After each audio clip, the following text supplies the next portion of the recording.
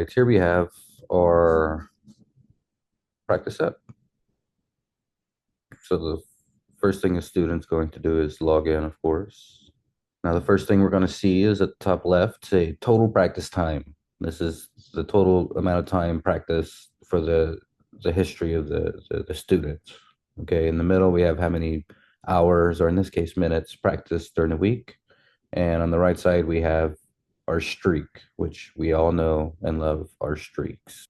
So there are a few options here. The first one, I guess I'll select the merit music. So this is going to display all the audition music coming up for the audition happening, and you can filter by ensemble and instrument.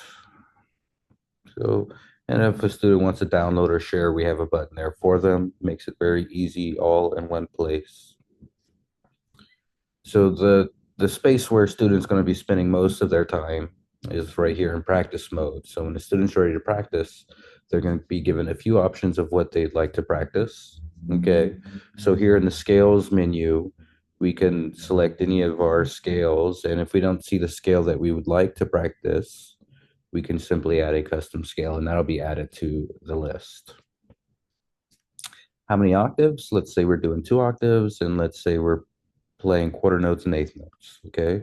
So once we selected all of our options, we go to start practice and we're brought to the practice screen. Now, there are many great apps out there now that have metronome tuner, drones, etc. And they're great. However, there's entirely too much information on these screens that are honestly not necessary. Okay, so we have the most basic features here that I believe are necessary for a young musician in their practice sessions. So here we obviously have the metronome. Okay, you can change the number of beats per measure. You can change the subdivision of the beat, and you can change the tempo. Okay. Next, we have a tuner. Here, let's move over to our drones. So these are tuning drones. Okay. If we come over here to the tuner, we'll see that it's tuning accurately. Okay. Okay, so there's the drone. Here's a tuner and the metronome. Now, let's say the student's going to start their practice. They're going to hit start metronome and they're going to play their scale. Okay. Now, this attempts to guide a students through their practice session, right? We know that young musicians like to play way too fast, way too soon. Okay. So this encourages the student to get there in a stepwise manner and hopefully build more of the good muscle memory and less of the bad muscle memory. How do we do this? So if a student plays the scale successfully, we're going to go ahead and mark a good rep. Okay, now, in order for the student to move on to the next level, if you will, they have to successfully complete 3 good reps. And as you can tell, we have a little encouraging message here for that student, okay, to help motivate them and push them along. Okay, now let's say we get to a tempo. Okay, we're at this tempo, 104 beats per minute. Now it starts to get challenging. The student gets 2 good reps, but then they mess up and they get a bad rep. They cannot go on until they successfully and accurately complete 3 good reps.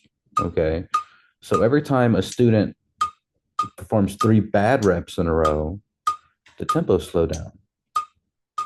Okay, so let's say we get past 96 beats per minute again, and we just can't get past 104. That's okay.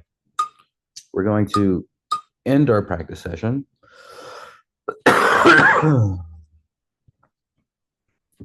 And here the student will be prompted to record their final take.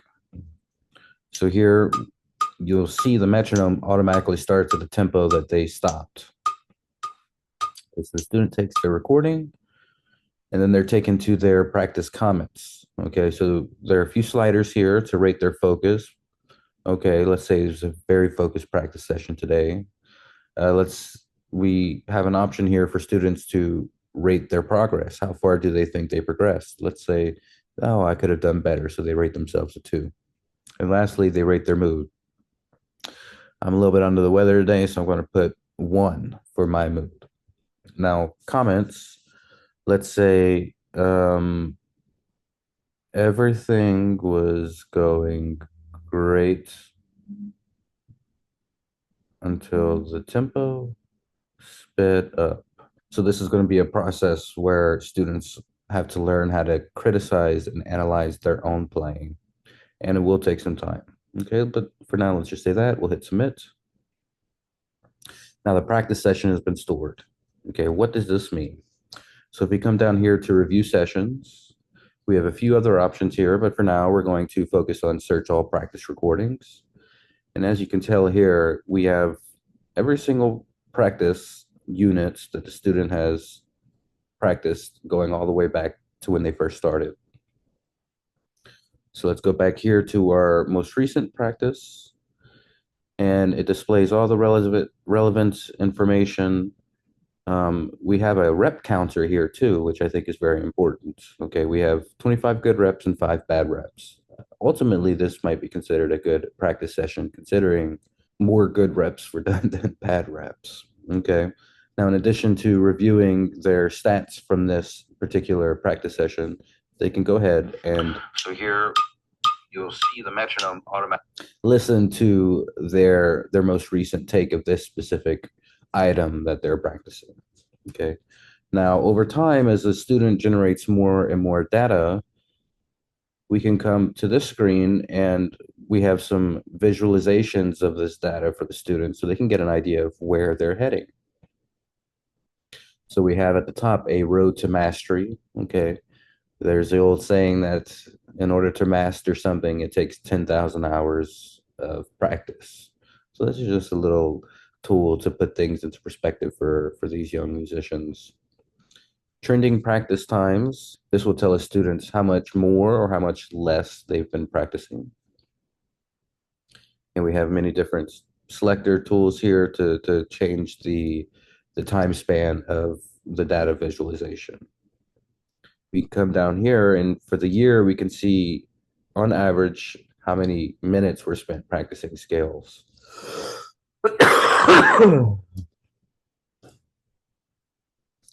Now we can come in for a more specific view and track our scale progress.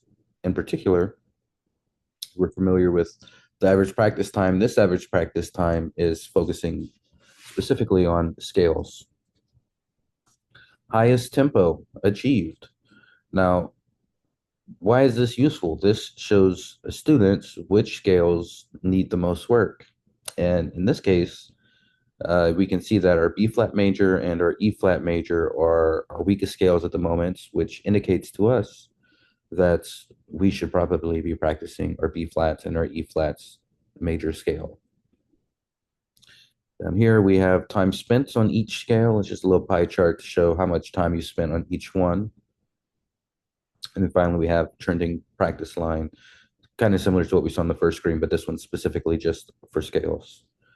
And then finally, at the end, we have our etude tracking. Okay, and this is much of the same.